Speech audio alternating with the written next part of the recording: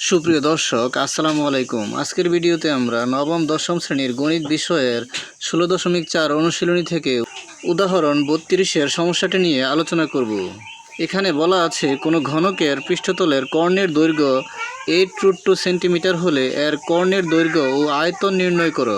আমাদেরকে ঘনকের পৃষ্ঠতলের কর্ণের দৈর্ঘ্য দিয়ে দিয়েছে, আর এখান থেকে আমাদেরকে ঘনকটির কর্ণের দৈর্ঘ্য ও তার আয়তন নির্ণয় করতে হবে। আমরা যদি একটি ঘনকের চিত্র অঙ্কন করি,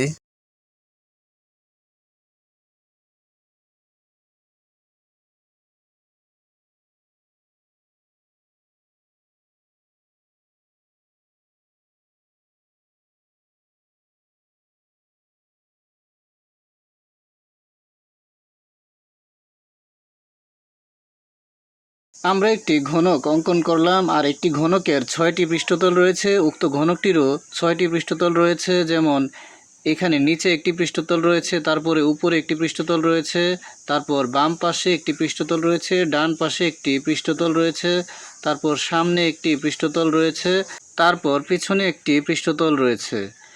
এখন আমরা যদি একটি পৃষ্ঠতলের দুটি কর্ণ যোগ করে দেই, তাহলে এটি হবে পৃষ্ঠতলের কর্ণের দৈর্ঘ্য। আর এখানে যদি আমরা উক্ত ঘনকটির একটি কর্ণের সাথে আরেকটি কর্ণ যোগ করে দিই, তাহলে হবে ঘনকটির কর্ণের দৈর্ঘ্য। এখানে এ বিন্দুর সাথে যদি আমরা সি বিন্দু যোগ করে দিই, তাহলে এটি হবে এ বি সি ডি পৃষ্ঠতলটির কর্ণের দৈর্ঘ্য।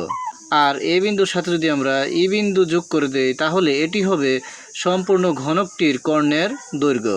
আমাদেরকে এখানে প্রশ্নে উক্ত ঘনকটির একটি পৃষ্ঠতলের কর্ণের দৈর্ঘ্য দিয়ে দিয়েছে, অর্থাৎ এ বিন্দুর সাথে যদি আমরা সি বিন্দু যোগ করি, এটি হবে একটি পৃষ্ঠতলের কর্ণের দৈর্ঘ্য। আর আমাদেরকে নির্ণয় করতে হবে ঘনকটির কর্ণের দৈর্ঘ্য, অর্থাৎ এ বিন্দুর সাথে যদি আমরা ই বিন্দু যোগ করে দেই, তাহলে এটি হবে ঘনকটির কর্ণের দৈর্ঘ্য। আরও আমাদেরকে নির্ণয় করতে হবে সম্পূর্ণ ঘনকটির আয়তন। যেহেতু আমাদেরকে এখানে ঘনকটির পৃষ্ঠতলের কর্ণের দৈর্ঘ্য দিয়ে দিয়েছে, আর আমরা জানি একটি ঘনকের পৃষ্ঠতলের কর্ণের দৈর্ঘ্যের সূত্র হচ্ছে √2a। আর আমাদেরকে বলেছে ঘনকটির কর্ণের দৈর্ঘ্য নির্ণয় করতে, আর ঘনকের কর্ণের দৈর্ঘ্যের সূত্র হচ্ছে √3a।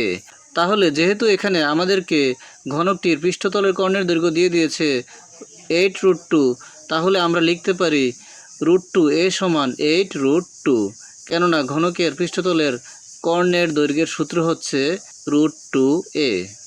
এখন আমরা যদি ঘনকটির প্রতিটি ধারের দৈর্ঘ্য ধরে নেই a, তাহলে ঘনকটির পৃষ্ঠতলের কর্ণের দৈর্ঘ্যের সূত্র হবে √2a। তাহলে আমরা লিখতে পারি, মনে করি ঘনকের ধারের দৈর্ঘ্য a। এখন আমরা লিখে নিলাম, মনে করি ঘনকের ধার a।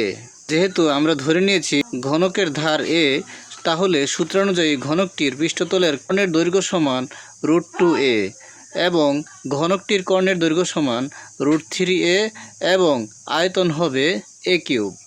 যেহেতু প্রশ্নে ঘনকটির পৃষ্ঠতলের কর্ণের দৈর্ঘ্যের মান দিয়ে দিয়েছে 8√2, তাহলে আমরা লিখতে পারি প্রশ্নমতে √2a সমান 8√2। তাহলে আমরা লিখে নিলাম প্রশ্নমতে √2a সমান 8√2।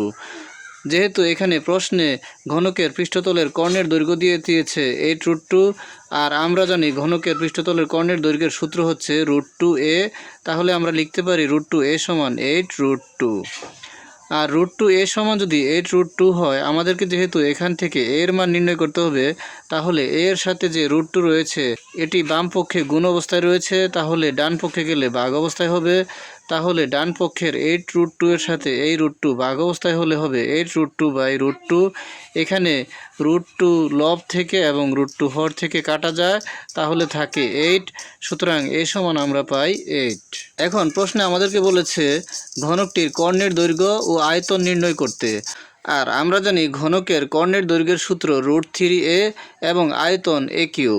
এখানে যেহেতু আমরা এর মান পেয়ে গেছি 8, আমরা যদি এই সূত্রে √3 এর সাথে এর মান 8 বসিয়ে দেই, তাহলে আমরা ঘনকটির কর্ণের দৈর্ঘ্য নির্ণয় করতে পারবো। আবার আয়তন a³ এর স্থলে আমরা যদি a এর মান 8 বসিয়ে দেই, তাহলে আমরা ঘনকটির আয়তন নির্ণয় করতে পারবো। সুতরাং ঘনকটির কর্ণের দৈর্ঘ্য √3a, আর এর মান যেহেতু 8, তাহলে হবে √3 × 8। √3 × 8 সমান আমরা পাই 13.856 সেন্টিমিটার প্রায়। আর ঘনকের আয়তন a³, আর যেহেতু এখানে এর মান 8, তাহলে হবে আয়তন 8³ 8³ হলে 8 কিউবের মান আমরা পাই 512, তাহলে হবে আয়তন 512 ঘন সেন্টিমিটার। ভিডিওটি ভালো লাগলে লাইক, কমেন্ট ও শেয়ার করে দিবেন এবং চ্যানেলটি সাবস্ক্রাইব করে পাশে থাকার অনুরোধ জানিয়ে সকলের সুস্বাস্থ্য কামনা করে এখানেই শেষ করছি। আসসালামু আলাইকুম।